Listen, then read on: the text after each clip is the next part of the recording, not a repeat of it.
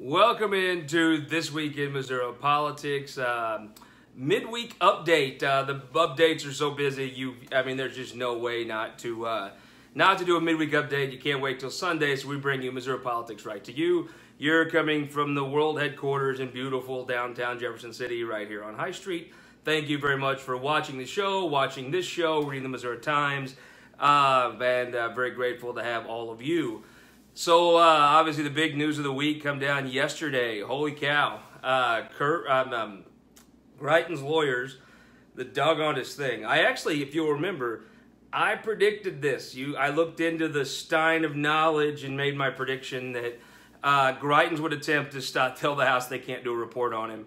And I think that came to pass. So, Greitens lawyer, the criminal defense lawyer he pays in St. Louis, some Washington lawyer, I don't know who that is, and then the general counsel for the state of Missouri that I guess works for you sometimes, I don't know. The one they said was not doing anything on his criminal defense, was all on government work. The one that called Al Watkins that day. They sent a letter to the House saying, don't release the report. Did I not say, I called it the most Eric Greitens thing that you could do in this situation would be to tell the House you can't release a report on me. And by God, just like your old hillbilly pal predicted, Eric Greitens told the House, you can't release a report on me. Right on schedule. I don't know. Here it is. The Stein of all knowledge. I look into it. I make these predictions. And sometimes, well, in this situation where Eric Greitens gets it every time, spot on. Somebody should start doing a book on this. You could take my picks and you would be rich. Look, I respect the balls of the ask. It is an impressive thing to say, hey, you don't do a report on me till this is over, till you're out of session. Look, it would be the most preposterous thing in the history of three separate branches if they said, okay, we'll wait to release our report on you until we're out of session, which would be the time his trial, if his trial even is that day. Their whole play, as I've told you before, the play here is they think they can get a win in court. They don't have good options, so they take the options they have. So they're trying to get a win in court, and in doing so, they're trying to. Then they think they can get some momentum. I'm telling you, if you get in the basement there, Greitens still thinks he'll be president, and the people that talk to me are flabbergasted every day by the fact that he always assumes he's got it under control. There's no problem, nothing to see here. Everything's fine. So. That's their thing is right now they're like, hey, we're good. We're broadcasting also, you should know, on Facebook and Twitter, so it's why the multiple camera moves. We're working to get the situation in better stead, but for now that's what we got. So look, I respect him for asking. It's a heck of a thing to just say, hey, we're gonna, don't do a report on me until you're gone. I think last year what was the video he made where he's like, I'm telling all the corrupt career politicians to get back to work, canceling your vacations, you're getting back to work. Yeah, this year he'll be the happiest person in Cole County to see them leave. He'll be thrilled. It's like you don't even know all the people that live here, they're called townies. They're all thrilled for the legislature to leave. No townie will be more thrilled than Eric Greitens to see the legislature leave. So we'll see. But if the legislature, if the House were to do this, it would clearly just be the end of any semblance of an independent branch of government. I would say there's a chance, sure, but I can't imagine how you actually, I don't even think at that point you pretend it's that you've got, oh, we lost Facebook. Hold on, guys. Rachel, can you? Yeah. Bring us back here, sorry. Always appreciate you guys for sticking with us on stuff. Oh, hey, why are you doing that? Because it doesn't need to be Wi-Fi. Okay. Appreciate Rachel here helping us with the technical difficulties for our Facebook friends. We'll be back in 1 second, and it looks like, just skip that part, the vaunted Rachel Herndon here, helping us make sure the stream is good. Just hit that button there. Okay, just. And we're back, good to go. Welcome back, Facebook. Sorry, a little technical issue here at the world headquarters.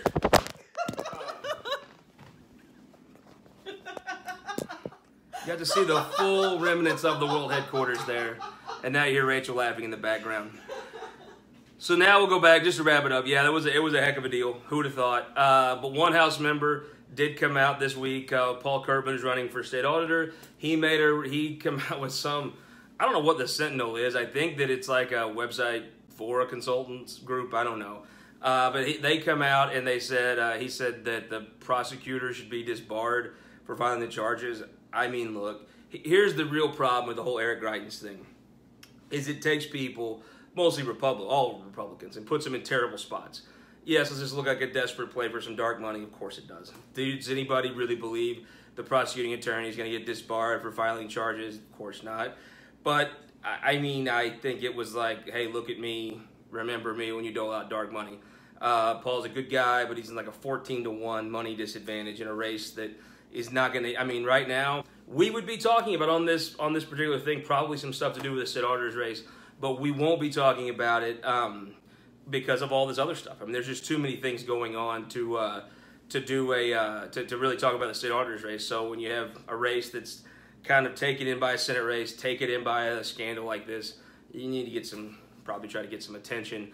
I think it got more eye rolls than attention.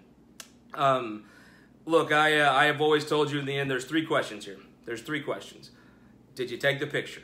And Vic Faust asked him. Mark Reardon asked him. Summer Valentine and David Lieb asked him until he almost cried, did you take a picture of this woman naked without her consent? He would never answer the question. So did you take the picture? His lawyer said, we'll decide whether we took the picture or not at trial. That's all fine, but it's hard to be governor and have those things happening. Number 2, did you take the fundraising list? And number 3, did you hit a person? And if you did those things, I don't know how you get around it. They need it to be very complicated, but really it's very, very simple. And I don't know why. Here's the thing I think he'll testify tomorrow. My prediction, when I look down into the stein of knowledge, and as I drink from it, it's my prediction that he will testify, because why not? He's an affable guy. He probably doesn't actually answer their questions, but he'll sit in there and he'll evade them. And, you know, Barnes will be the toughest person he's taking questions from, probably. That's a testament to Jay, not so much a knock on anybody else. But in my thought would be he'll go in there, he'll testify, and it'll be, we'll see what happens. My prediction would be to you that he probably gives them, probably about like the interview, not the radio or TV one, but the one with David Lieb and Summer Valentine. It probably will sound a lot like that, with his lawyer interjecting in, and he could say he testified. There is, I mean, I don't think it's a secret in the rotunda. There's one member of the committee who is ardently pro-Greitens, probably it appears as telling them what questions he should expect based on the other testimony. Yeah, I mean, some people like Eric Greitens, and there are those that do. I would say that I hope that all of us at one time in our life can look at someone else the way that Porter Wagner did Dolly Parton, or the way that this rep does Eric Greitens at this point. Yeah, it's an interesting. Appreciate the comments. As always, one development you'll hear first: the Postal Service. They have special FBI level investigators that investigate shit with the post office. They're now involved in the federal investigation. 2 people have confirmed that they're now that the post office, the FBI has brought in the Postal Service as part of their investigation. So now they have those guys. I mail fraud.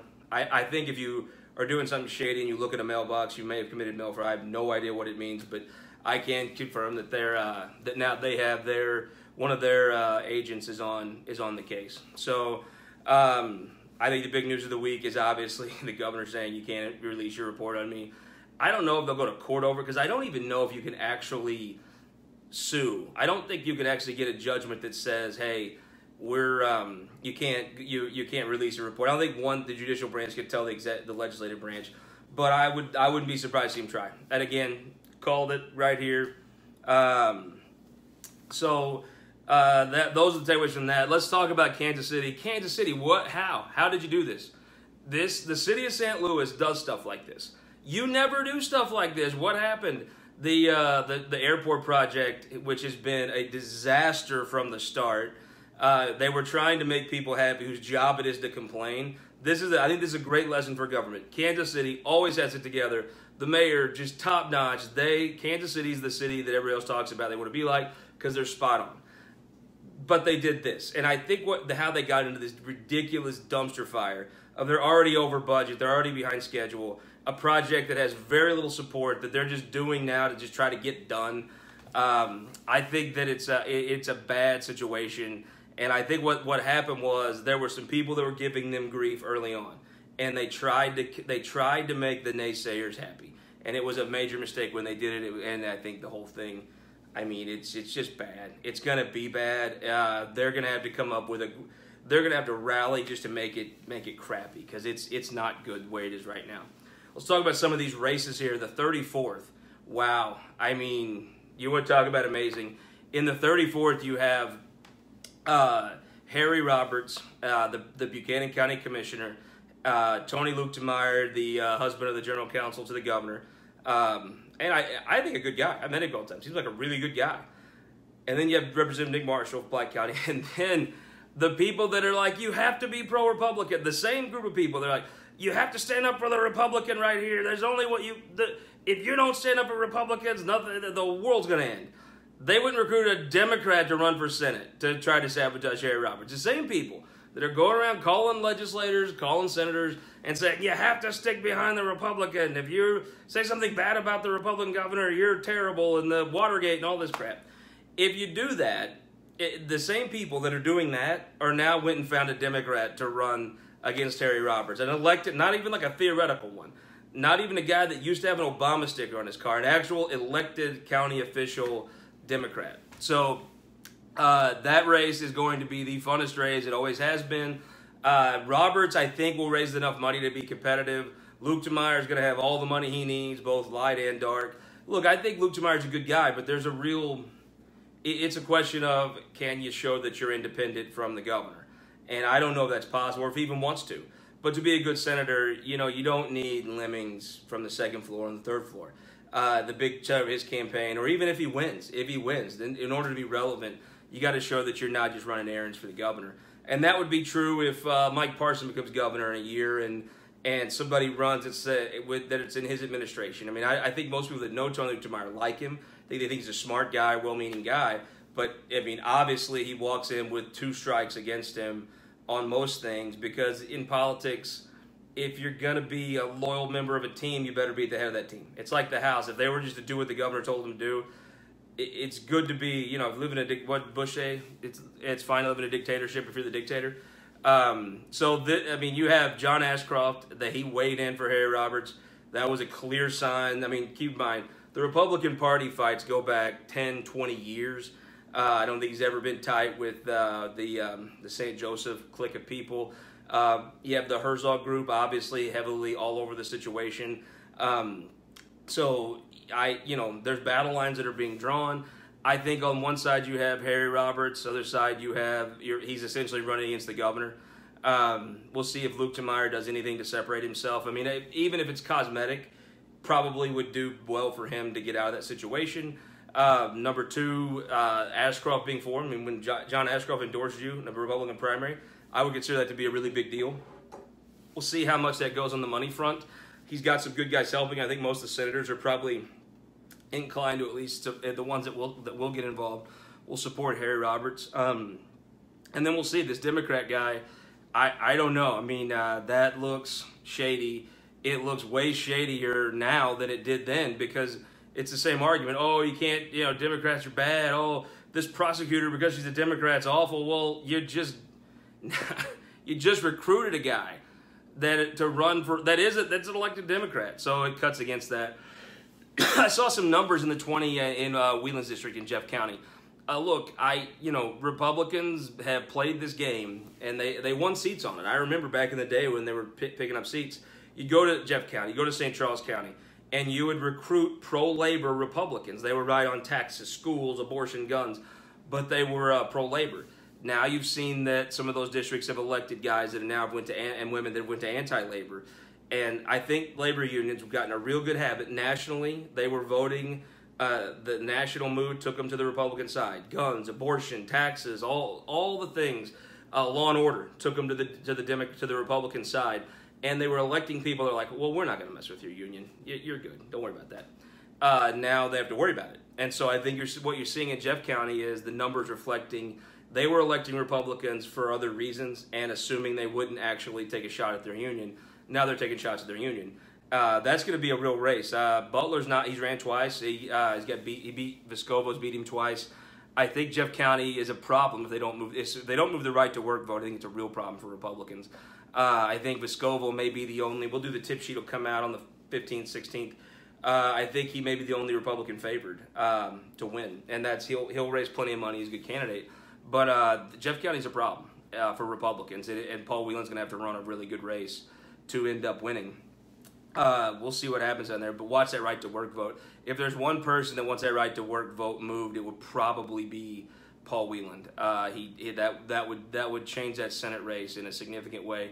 Down in the 30th in Springfield. Wow. I mean, look, here's what I think. I think Lincoln Huff is going to be probably one of the best post-term limit senators in the history of the state. I think he's set up to do extremely well in the Senate. I think he raises money, and watch the reports. One way you can tell a politician that's on his game is you can raise money in your district. If you're in Springfield, let's say, there's no reason not to have a bunch of Springfield addresses on there. Lincoln Huff raises tons of money, and he raises tons of money from Springfield. So I think I think Crystal Quaid. Look, I think she's got to look at it. I sure do. I mean, she's a very talented person. I kind of get the sense that she may be minority leader. She will be the Democrats have some talent in that freshman class, but you don't want to happen like in '93 when Carnahan came in. He took several members out of that House class and put them in state government, in the executive branch. And the special elections, the Republicans picked up a lot of it. It's kind of got it within striking distance. And you lost some like Joe Driscoll, a really smart guy, added a lot to that caucus. You lost him. I think you saw Cora Faith Walker run for re-election. I think that helps that freshman class to stick together. You've seen that they have an impact. They have some energy. They've done well legislatively for the superminority they set in. Let's see if they can actually turn that into winning seats. Nobody knows. The national mood's got to help them. You have to pick up some of these seats just because the national winds will blow differently. I think that if I had to predict now, it seems to me like she'll probably take a pass on the Senate race. But look, she's got it figured out. I mean, we'll all remember from the Todd Aiken saga, you can get off the ballot after the primary, and the committee will pick. And she is in a very enviable position for her to be able to sit back and wait and get to test the waters. I think the date's September, so early September. She'll get a chance to look at that and see. And really, if you're her, she's got some opponents on the Republican side. If you're her, you're going to run pretty much the same campaign for state rep as you are state senate. You're going to do all the things to get visible, which she's very good at being visible in Springfield. So you're going to do all the things you would normally do for a Senate campaign. You're probably going to be doing for your House race anyway. And I think Lincoln Huff will run hard. And it's my take. I would say Lincoln's still favored, but yeah, I mean she'll be a tougher opponent than Charlie Knorr, who's a good guy. But I think I would bet you that the mood isn't there. And keep in mind, Donald Trump has a way of pulling stuff out that changes the dynamic, and he may do that again this time. So watch the show Sunday morning. Always great for that. Check out the Missouri Times. I have a sense it's going to be a very eventful couple days in Missouri politics. If that does turn out to be the case, you can bet we'll come back. Oh, also opening day. I know tough loss last night, but wait, it's one of those things where if your shortstop makes 3 errors, you lose the game, and Ozzie Smith's coming off the disabled list next week. You have a problem, you have a solution to the problem. Your closer tried to extend him more than one inning. He blows the 9th inning. You do have a guy down in Palm Beach right now, Greg Holland, coming out. So I'm optimistic, but it's opening day in St. Louis. I mean, it should be a state holiday. The legislature did 2 things. They should ban the DH and make opening day a state holiday. Thank you very much. I'm Scott Faughn. Appreciate you watching, and we will see you Sunday on This Week in Missouri Politics. Oh, and if you want to keep up with capital events, MissouriTimes.com. But if you want to keep up, you want the calendar? We're doing a calendar now. So contact Rachel about the calendar, and I'm totally going to blame all the technical difficulties on her. So contact her. Well, send her your email if you want to know what's going on when. And that's especially true in the Capitol now. But you're going to notice things are going to be a little quiet for a while. Because the last weeks of the legislative session are stressful anyway. Next week, obviously, is going to throw a whole wrinkle in that.